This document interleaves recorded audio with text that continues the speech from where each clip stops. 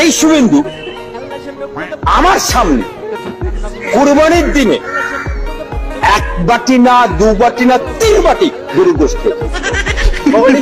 3 বাটি পশ্চিম মেদিনীপুরে শাহাবুদ্দিনের বাড়িতে নাম বলে দিচ্ছি।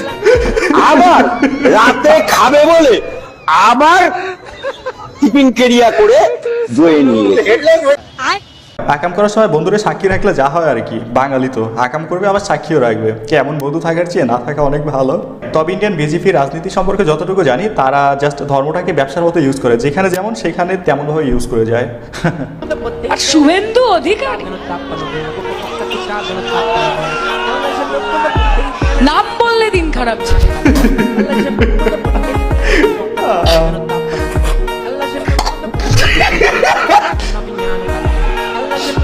নামটা বললেই একেবারে